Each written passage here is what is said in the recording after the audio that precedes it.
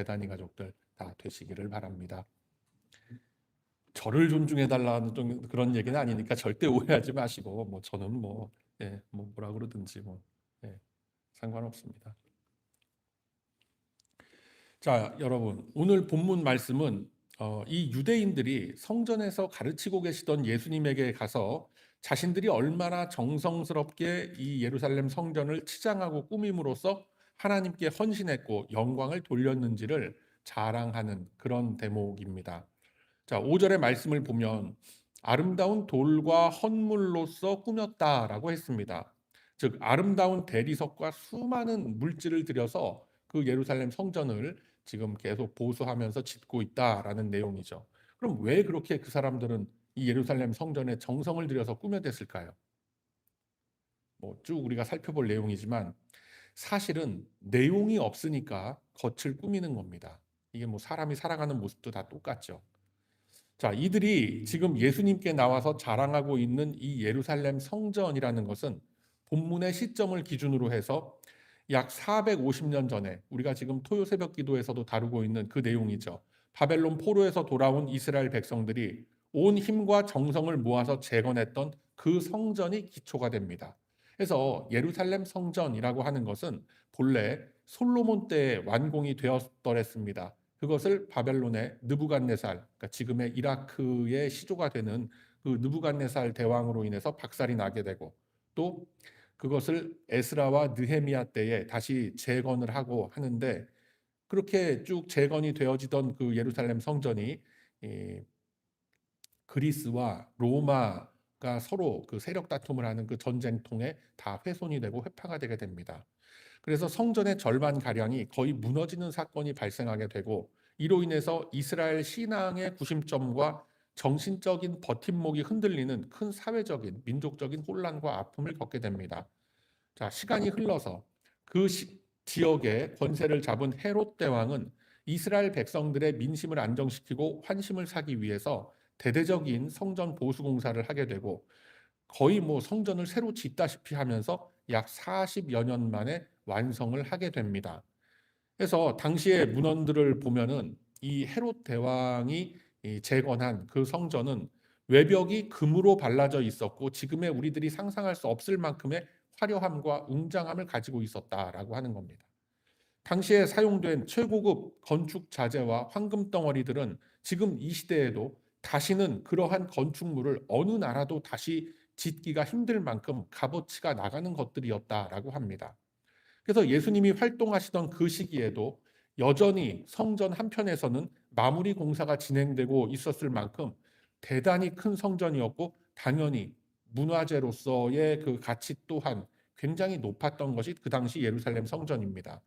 나중에 예수님께서 승천하시고 난 후에 약 한 35년에서 40년의 시간이 흐른 후에 로마의 디도 장군에 의해서 이 훌륭하고 웅장했던 성전이 또다시 무너지게 되고 현재 예루살렘의 그 통곡의 벽이라고 남아있는 벽은 당시 성전의 서쪽 외벽만 그렇게 남아있다라고 합니다. 자, 그랬기 때문에 이 예루살렘 성전을 가꾸고 꾸미고 보수하는 일들은 이스라엘 사회 안에서는 큰 민족적인 이슈가 되었고 그 일에 보탬을 주거나 참여해서 그런 일이 있지 않겠습니까? 어떤 재료라던가 벽돌 한 장이라도 기증을 한다든가 하는 일은 이스라엘 백성들에게는 아주 가문의 자랑으로서 남는 그런 일이었던 겁니다. 그런데 그들에게 있어서 성전의 존재가 의미하는 하나님 중심, 말씀 중심의 신앙이라는 것은 온데간데 없고 이제 그들에게 남은 것은 껍데기만 남은 율법의 조항들과 말씀의 본질에서는 멀리 떨어져 버린 종교적 형식밖에 남지 않았다라는 겁니다. 그렇다면 왜 이러한 일들이 벌어지게 되었는가? 그 이유가 어디에 있을까라는 것을 찾아 들어가는 것이 오늘 말씀의 포인트가 되는 겁니다. 그리고 신앙의 본질로부터 자꾸만 멀어지려고 하는 우리들 속사람의 모습을 되짚어보는 그런 측면에서 굉장히 의미가 있는 그 이유가 됩니다. 역사의 시간들이 흘러가는 속에서 이스라엘 백성들은 고비고비마다 하나님의 일꾼들이 나타나서 그들에게 말씀을 선포했고 다시 이스라엘 백성들이 하나님께로 돌아올 때마다 하나님은 큰 위로와 회복의 복을 주셨던 그런 경험들이 그들은 역사 속에 다 있었습니다. 그러한 하나님을 체험했던 무리들이었기 때문에 그들이 하나님에 대해서 가지고 있는 신앙의 깊이와 무게감이라는 것은 사실 지금의 우리들이 믿는 어떤 신앙과는 차이가 클 만큼 아주 깊고 아주 컸고 높았던 겁니다. 그래서 이 사람들이 이 예루살렘 성전을 가꾸고 꾸미고 관리하는 일에 온 힘을 쏟았더랬는데 그들이 혹시 마음속에 하나님을 미워하거나 싫어하거나 부담스럽게 생각을 했었을까요? 절대 그렇지 않습니다. 그들은 여전히 자신들만이 최고로 하나님을 섬기고 믿고 있다라고 여기고 있었고 자신들만큼 하나님을 알고 의지하며 따르는 존재는 이 세상 어디에도 없다라고 자부하던 사람들이었습니다. 그런데 이렇게 열심과 열정이 있던 유대인들에게 도대체 어떤 일들이 있었길래 그들은 말씀의 본질을 놓치고 형식과 외식으로 꾸미고 치장하는 것에 열중하게 되었는가? 바로 이 유대인들 안에, 그러니까 유대교 세력들 안에 세상 권력의 지배와 로마 정부가 그들을 다스리기 위해서 뿌려대는 어떤 이 선심성, 물질의 풍요함이 들어오기 시작하면서부터 인본주의적인 세계관이 그들을 지배하기 시작했던 겁니다. 이들이 성전에 모여서 하나님을 예배하고 회당에 모여서 말씀을 듣곤 하던 그런 일들이 당시 사회 속에서는 굉장히 보편화된 일이었습니다. 그리고 그들을 지배하고 있던 당시의 로마 정권은 자신들이 점령하고 다스리던 지역의 어떤 문화와 종교 뭐 이런 것들을 최대한 허용하는 정책을 폈었더랬습니다. 그리고 로마에서 파견된 총독이 있긴 있었지만 그들을 대신해서 각 지역마다 일종의 그 자치 뭐 도지사 같은 그런 분봉왕 제도를 두었더랬습니다. 그 중에 한 사람이 바로 헤롯 대왕인 겁니다. 자, 그것으로 인해서 이스라엘 백성들이 혹여나 갖게 되는 그 생활 속에서의 불만과 분노를 로마 정부로 향하게끔 하는 것이 아니라 각 지역의 그 분봉왕 자치 정부에 돌림으로써 통치를 원활하게 하려는 그런 정책을 로마가 폈던 겁니다. 자, 그러한 가운데에서 나름 이 태평성대와 같은 시간이 쭉 이어졌고 지금 우리가 말씀 나눈 것 같이 유대교 지도자들이 종교 권력, 사회 권력을 강화하고 그들의 기득권을 강화해 가는 속에서 하나님의 말씀은 그저 자신들의 그 선민 의식을 치장하는 도구로서 전락을 다 해버리는 겁니다. 그래서 어떠한 상황에든지 하나님의 말씀을 막 이렇게 얘기를 하면서 위엄을 갖추고 권위를 앞세워서 무게를 잡게 되면 당시 시대상으로 봤을 때 누구나 주눅이 들게끔 되어 있습니다. 뭐 지금도 그렇지 않습니까? 새카만 양복 딱 입고 나와갖고 법이 어쩌고 막 하면서 사람 앉혀놓고 막 윽박 지르면 누구나 다 겁에 질리고 내가 이 어쩔 수 없이 뭐 이렇게 잡혀 들어가게 되나 이런 겁을 먹게 되는 거 지금도 뭐 우리가 많이 보게 되고 그러지 않습니까? 당신은 이러이러한 규범, 이러이러한 법을 어긴 죄인이니 회개하시오라고 한다면은 누구 하나 그 앞에 반론을 제기할 수 없는 그런 지경이었다라는 겁니다. 그래서 유대교 지도자들과 그 기득권층들은 자신들의 권위와 권력을 앞세우기 위해서 더욱 외적인 것에 치중하게 되는 겁니다. 말씀의 정신으로 돌아가서 영혼이 변화되고 신앙의 인격이 변화되어 삶이 변화되는 하나님의 거룩한 백성들이 만들어져 가는 것에는 아무런 관심이 없는 겁니다. 그냥 어떻게 하면 자기와 그 무리들이 그 사회 안에서 더 큰 권력을 가질까, 물질을 더 취할 수 있을까 하는 것에만 관심을 갖는 겁니다. 여러분, 이 성도가 말씀의 인도함으로부터 이렇게 그 삶이 떠나버리게 되면은 그 자리에는 곧바로 이 같은 인본주의적인 사고가 들어오게 되는 겁니다. 그렇게 되면 가장 먼저 부딪히게 되는 것이 뭐냐면 하나님의 방법과 하나님의 질서라는 것과 딱 맞닥뜨리게 돼요. 우리 기독교 신앙의 가장 근본된 그 가치 질서는 아무런 자격과 공로를 갖추지 못한 나에게 베풀어지는 하나님의 은혜를 깨닫는 데 있습니다.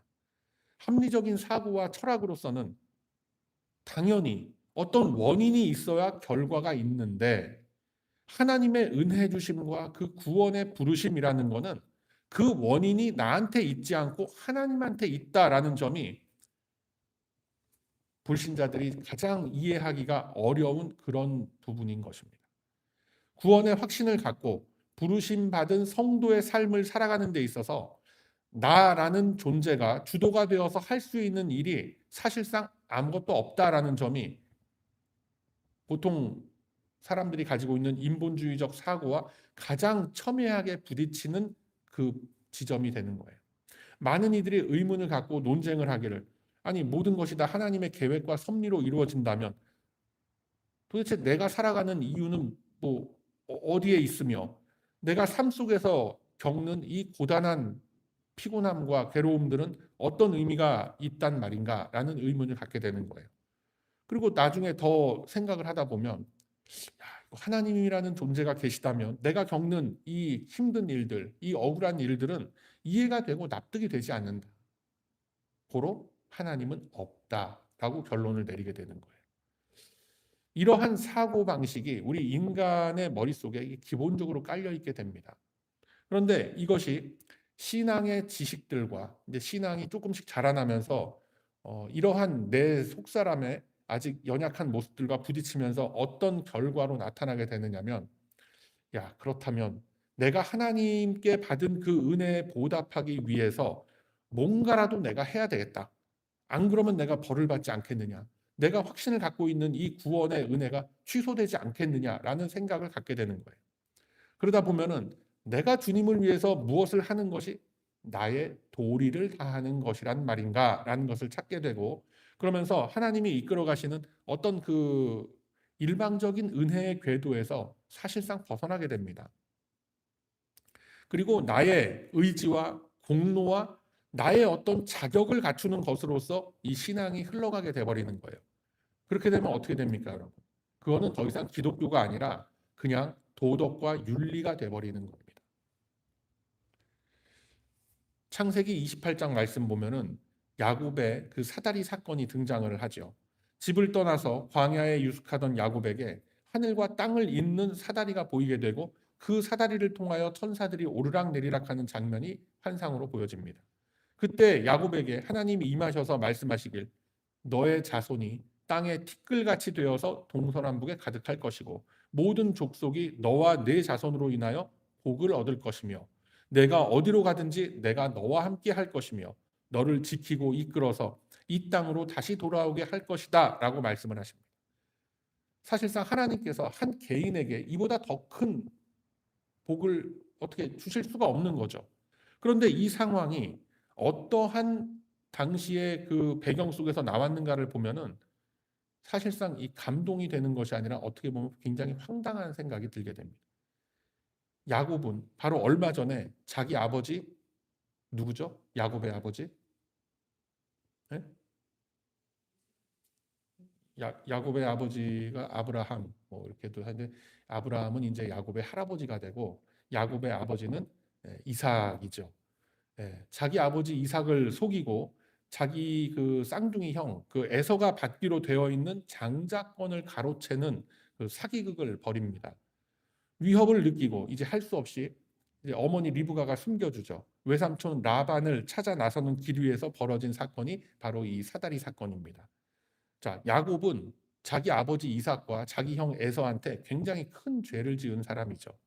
요즘으로 치면은 뭐 상속법 위반, 사기 공갈, 공문서 위조 뭐 이런 혐의로 고발돼서 피고인 신분으로 수사받아야 되는 그런 처지가 될 겁니다. 게다가 아직 미혼입니다. 그러한 상태의 야곱에게 하나님은 큰 복을 선언하고 계신 거예요. 그리고 하나님이 그냥 시건하는 분이 아니시기 때문에 결국 이 복은 야곱이 훗날 갖게 되는 12 아들들로 인해서 이스라엘 민족이 형성되는 계기가 되는 겁니다. 그리고 장차 신약의 이스라엘, 그리스도의 보혈로 이루어진 교회 공동체와 성도들, 저와 여러분이 존재하게 된 근거가 되는 것입니다.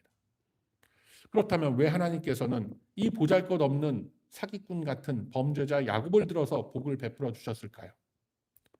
하나님께서 어떤 범죄를 방조하시기 위해서 절대 아니죠. 그런 거.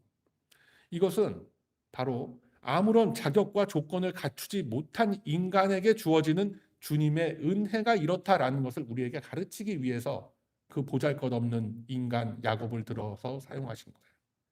하나님 나라를 이끌어가는 원동력은 우리들의 자격과 공로가 아니라 오직 하나님의 주권적 은혜에서 비롯된다라는 것을 연약한 우리 믿음의 선조들을 통해서 우리들에게 보여주시는 거예요. 그래서 야곱과 같은 그런 사람이 등장하는 것이고, 어떻게 보면 아브라함 같은 우유부단한 그런 사람이 또 등장하게 되는 거예요.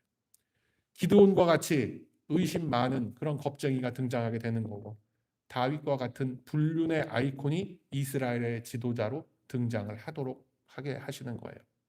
주님은 이러한 사람들의 연약한 모습을 옹호하는 것이 아니라 이처럼 연약한 존재들, 아무런 자격과 공로를 갖지 못한 그런 존재들을 망정 주님의 계획 안에 들어있는 그 당신의 백성들은 어떻게 해서든지 간에 하나님께서 이끌고 가신다라는 이 사실을 우리에게 보여주기 위해서 이 연약한 믿음의 조상들이라는 사람들을 들어서 쓰시는 겁니다.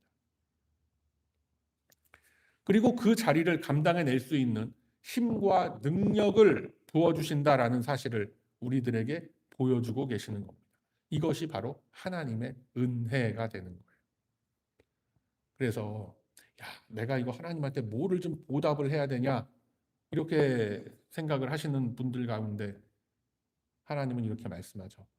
하나님께서 우리에게 원하시는 것은 항상 기뻐하라, 범사에 감사하라, 쉬지 말고 기도하라. 이것이 너희를 향한 하나님의 뜻이다라고 말씀을 하시는 거예요. 바로 이 은혜로서 저와 여러분 또한 아무런 근거도 자격도 갖추지 못한 존재들임에도 불구하고 그리스도의 몸을 이루게 하신 이 공동체의 지체로서 우리는 다 부르심받고 쓰임받고 있는 거예요. 자, 본문으로 돌아와서 당시의 유대인들은 이러한 그들의 역사 속에서 이스라엘을 빚어가시는 하나님의 손길을 읽어내질 못합니다.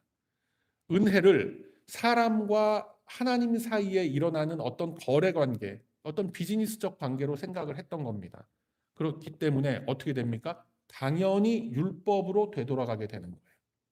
율법을 철저하게 지켜야만 내가 복을 얻고 사회적 안녕을 보장받고 조금이라도 어긋나면 가혹한 심판과 처벌이 가해지는 종교 재판정의 분위기로서 아주 철권 통치를 하면서 그 사회를 다스리고 있는 거예요. 백성들은 힘들어도 부패한 서기관들과 그들과 또 결탁해 있는 유대의 그 종교 귀족들에게는 너무나 아름다운 세상이 되어버린 거죠. 율법의 처벌과 집행을 자기들만 딱 쥐고 있으니까 뭐든지 코에 걸면 코걸이, 귀에 걸면 귀걸이 하는 식으로 그냥 갖다 붙이면은 범법자가 되고 또 하나님의 뜻을 어긴 사람이 되는 거예요. 그러한 자신들의 기득권과 권위를 지켜가기 위해서 당장 눈앞에 보이는 그 성전에 정성과 공을 기울이게 되는 것입니다. 왜요? 그래야만 자신들의 공로와 명예가, 자신들의 권위가 덩달아 빛나게 되기 때문에 그런 겁니다. 자, 그 속에서 하나님의 복과 은혜의 손길이라는 것은 자신들을 언제나 지켜주리라라는 허황된 믿음까지 또 가지고 있었습니다. 그것은 더 이상 우리가 기독교 신앙 안에서 말하는 믿음이 아니죠. 헛된 자기 신념일 뿐입니다. 그렇게 되니까 이 사람들에게 있어서, 유대인들에게 있어서는 값비싼 대리석과 백향목과 금덩어리가 아까울 리가 없습니다. 로마 정부의 비호 아래에서 백성들 위해 군림하면서 거두어들이는 막대한 헌물과 세금, 그것으로 예루살렘 성전을 치장했습니다. 그래서 바로 우리가 지지난주에도 살펴봤던 세리장 삭개오 같은 사람이 쓰임받았던 거예요. 그 시대에. 삭개오 같은 사람 앞세워서 그냥 빨아들이는 거예요. 그냥 걷어들이는 거예요. 이처럼 하나님 말씀의 자리에 이러한 인본주의적, 자기중심적 사고가 들어오게 되면 그 후유증이라는 것은 은혜가 서야 할 자리에 인간의 자랑과 공로가 세워지는 결과를 초래하게 되더라는 겁니다. 예수님께서는 이러한 상황들을 보시면서 6절의 말씀과 같이 돌 하나도 돌 위에 남지 않고 다 무너뜨려지리라 라고 말씀하십니다. 즉 이제 예수님께서 마지막 희생양으로서 십자가 위에서 하나님과의 화목 제물로서 속죄의 제물로서 예수님이 드려지게 된다면 더 이상 예루살렘 성전으로 대표되는 가시적인 이 신앙의 수단들은 필요가 없어지게 되는 겁니다. 예루살렘 성전은 다 무너지고 성령께서 친히 거하는 성전이 세워지는 겁니다. 어디에 세워져요? 그 성전이 지리적인 예루살렘이 아니라 그 뭐 성지순례가 하고 그 저 기웃거리는 그런 데가 아니라 바로 저와 여러분의 심령 속에 그 예루살렘 성전이 다시 세워지는 거예요. 그래서 교회 공동체로 예배 공동체로 모이는 이 자리 위에 이 모임 위에 그 성전이 다시 세워지는 거예요. 이제 예수님께서 말씀하신 1차적인 그 의미는 십자가의 사건으로 그리고 예수님께서 승천하신 후에 로마 군대에 의해서 실제로 역사 속에 다 이루어지게 되는 것입니다. 그래서 여러분, 우리들의 마음속에는 예루살렘 성전과 같은 가시적인 신앙의 수단들 또는 나의 공로와 자랑과 의지를 내보이고 싶은 그런 마음들이 쉴 새 없이 끊임없이 지어져서 올라옵니다. 왜 그래요? 바로 우리들이 쉴 새 없이 미혹을 받는 자리에 우리들은 서 있기 때문에 그렇습니다. 마치 예루살렘 성전을 꾸미는데 그렇게 지대한 공을 기울였던 유대인들과 똑같은 겁니다. 그래서 바른 말씀의 인도로부터 떠나게 된다라는 것은 신앙의 본질은 다 떠나버리고 형식과 관성만 남게 되는 결과를 낳게 되는 거예요. 말씀이 의도하는 본질적인 내용과 가치를 담지 못하기 때문에 그 부족한 부분을 뭘로 채웁니까? 형식과 전통의 이름을 빌린 인간적인 요소들로 가득 채우려고 하는 거예요. 그것이 바로 그때뿐만이 아니라 이 시대 성도들에게 다가오는 무서운 미혹의 실체가 되는 겁니다. 성경의 한 예가 제가 여러 차례 예를 들어서 말씀을 드리는 내용인데 사무엘상 4장에 이스라엘과 블레셋 사이에 전쟁이 벌어집니다. 이스라엘 군대는 에베네셀 곁에 진을 치고 블레셋 군대는 아벡이라는 지역에 진을 칩니다. 이스라엘이 왜 에베네셀 지역에 진을 쳤을까요? 여호와 하나님께서 여기까지 우리를 도우셨다라는 의미로 세웠던 그 기념비가 바로 에베네셀의 기념비입니다. 그 곁에 진을 쳤다라는 것은 또다시 하나님께서 우리를 도우실 것이다라는 확신이 있었기 때문에 그렇습니다. 근데 막상 전쟁을 했더니 이스라엘은 대패를 하게 됩니다. 왜 대패를 하게 되죠?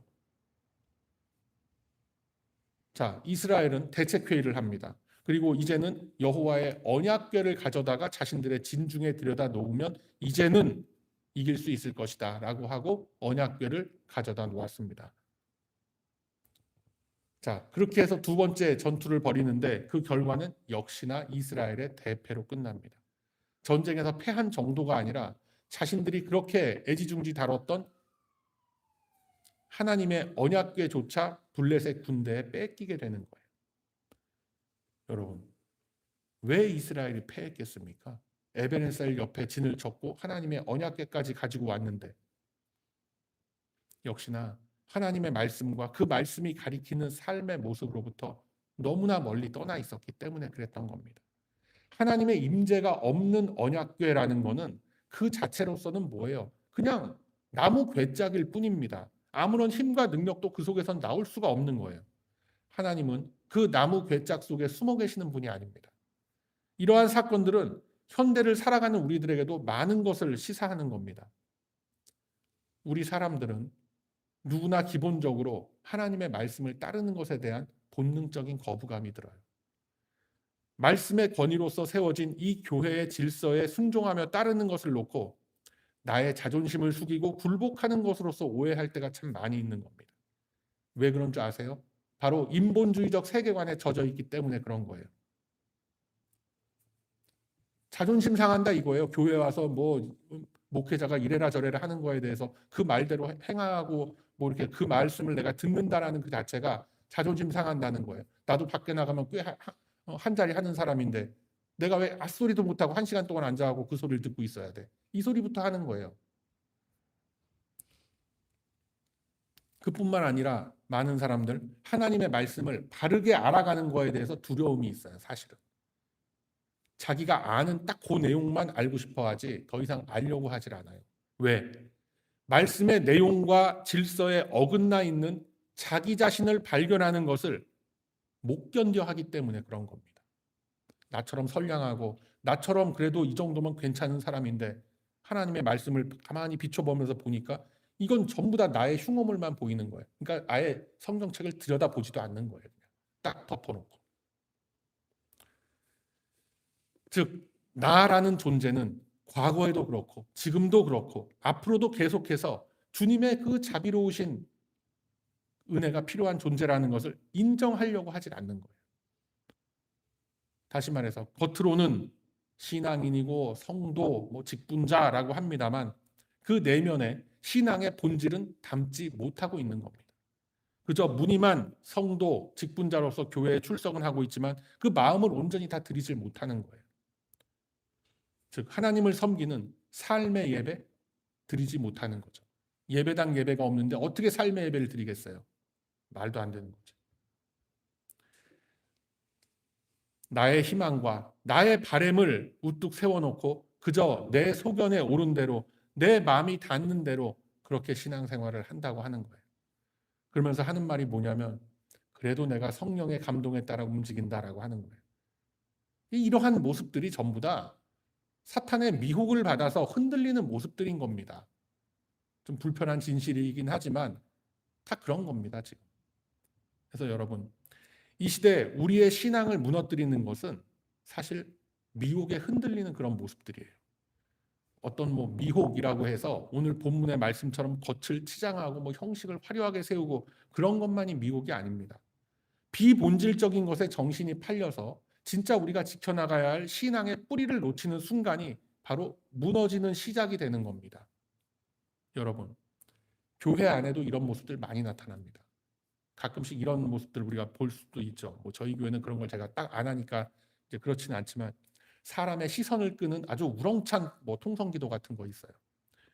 주변 사람들 집중하지 못하게 누구누구 목소리가 더 큰가 아글아글 쓰고 막 어쩔 때는요 목에서 그 피냄새가 나요. 나중에 그 막 한 2~30분 막 부르짖으면서 악을 쓰다 보면은 그게 은혜라고들 착각하고 있는 거예요, 지금. 그건 은혜가 아니에요, 여러분. 한번 작정을 하고 한번 뭐라 그래 그거를 도청, 감청, 하여튼 옆에서 이렇게 가만히 한번 들어보세요. 그렇게 30분 넘게 아글아글 쓰고 부르짖는 소리가 다 뭐냐면은 다 중언부언하고 횡설수설하는 소리들만 목이 찢어져라 소리를 질러대는 거예요. 거기서 좀 익숙해진 사람들은 그나마 입에서 나오는 게 라라라라다다다 이러고 하더란 그게 은혜입니까? 그게 신앙이에요? 그뿐만이 아니죠. 순간의 열정으로 이루어낸 어떤 감동적인 업적들, 겉으로 보기엔 은혜스러워 보이고 아주 막 어떻게 대단하시네들 감동적이지만 그것이 내면의 회개와 순종, 성실한 믿음의 걸음이라는 것을 대체할 수는 없는 거예요. 하나님은 이걸 바르게 아셔야 돼요, 여러분들이. 빛나고 화려한 외형보다 묵묵히 자신을 부인하며 주님 앞에 서는 그 겸손한 심령을 원하시는 거예요. 감정의 파도에 흔들리지 않고 하나님의 말씀 붙들고 하루하루를 견뎌내는 그 성실함을 하나님은 원하시고 계신 거예요. 내가 기분 좋을 때는 그냥 아글아글 쓰면서 찬송하고 기도하고 내 기분이 좀 안 좋고 내 환경과 상황이 좀 어렵다 싶으면은 그냥 또 사람이 그냥 확 다운돼 갖고 무슨 일이 있어요? 아유 그냥 하나님 나를 별로 안 좋아하시는 것 같고 그냥 위에서 기도해 주세요. 그러면서 5만 가지 상을 다 쓰고 그게 뭐냔 말이에요, 도대체. 신앙은 그런 게 아니에요. 내 감정하고 상관없이 하나님께서 나에게 주신 그 은혜 속에 내가 반응을 하는 거예요. 기분 좋을 때는 즐겁게 찬송하고 기분 나쁠 때는 입 딱 다물고 가만히 있는 그게 신앙이 아니라는 겁니다, 여러분.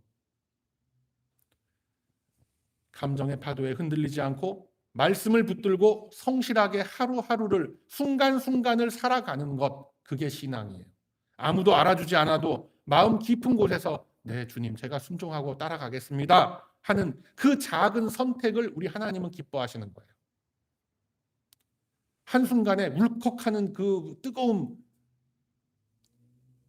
그 시간 잠깐 지나가고 나면 어떻습니까, 여러분? 다 겪어보셔서 알잖아요. 어? 진짜 신앙이라는 거는 감정의 고조가 아니라고요. 참된 신앙은 하나님의 말씀 앞에서 성실하게, 꾸준하게 포기하지 않고 주어진 하루하루를 견뎌내는 겁니다. 성전에 돌들이 다 무너져 내려도 세상의 소문과 미혹들이 우리 마음을 흔들어도 성실한 믿음으로 매일 주님 앞에 나를 바로 세우는 그런 심령은, 그런 사람은 결코 무너지지 않는 거예요. 사랑하는 우리 배단위 가족 여러분, 그래서 우리의 믿음이, 우리의 신앙이 겉모습이 화려함이 아니라 하나님 앞에서의 정직한 그 성실함 속에 세워지기를 소망합니다. 겸손하게 교회의 질서를 따르고 말씀의 가르침 앞에 순종치 않으려는 이 나의 마음을 더 이상 붙들고 있지 마시고 주님 앞에 다 내려놓으시길 바랍니다. 나는 모르지만 은밀하게 우리를 지켜보고 계시는 주님은 우리의 마음 깊은 속까지 다 훤히 알고 계시는 거예요. 주님은 겸손하게 마음을 열어놓고 말씀의 가르침을 따르려는 그 심령들 속에 반드시 진리의 빛을 비추어 주시는 겁니다. 오늘 본문의 말씀을 통해서 예수님은 사람의 공로와 자랑과 공명심으로서 세워진 모든 악한 건축물들 이제 다 무너질 것임을 선포하는 겁니다. 이제 마지막 때가 이르러서 주님 다시 오실 날을 기다리며 믿음을 지키는 성도들에게 우리 주님은 뭐라고 말씀합니까? 미혹을 받지 말라라고 하시는 거예요. 그래서 주님은 우리들 안에 세워진 헛된 그 바벨탑과 거짓 성전 모두 다 무너뜨리실 것입니다.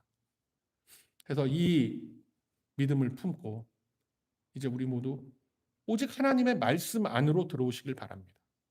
말씀의 가르침, 신앙의 본질인 이 겸손한 헌신과 사랑의 나눔 속에서 더 이상 나를 가리우고 감추려 들던 그 예루살렘 성전으로 대표되는 그 모든 나의 그 외형적인 것들, 그 자리를 다 잃게 될 것입니다. 그래서 아무런 자격과 공로 없는 우리들을 불러주셔서 하나님의 백성으로 삼아주신 주님의 은혜는 겸손히 주님 앞에 고개 숙여 참회하고 신앙의 본질을 심령 속에 담으려는 우리 성도들의 거룩한 이 발걸음들 위에 언제나 함께 할 것입니다. 그래서 이 말씀을 우리 가슴 속에 깊이 담고 우리를 미혹하려는 이 시대의 풍조 앞에서 이제 이 예수님의 음성을 오직 우리의 신앙의 기준점으로 삼아가시는 우리 모두가 다 되시기를 바랍니다. 그러므로 이제는 세상의 헛된 것들로 꾸미고 장식했던 나의 속사람의 모습을 오직 주님의 말씀으로 새롭게 씻어냄으로써 마지막 때에 주님의 자랑이 되고 또 주님의 기쁨이 되는 저와 여러분의 복된 이 인생길이 다 되시길 이 아침에 주님의 이름으로 축원드립니다. 아멘.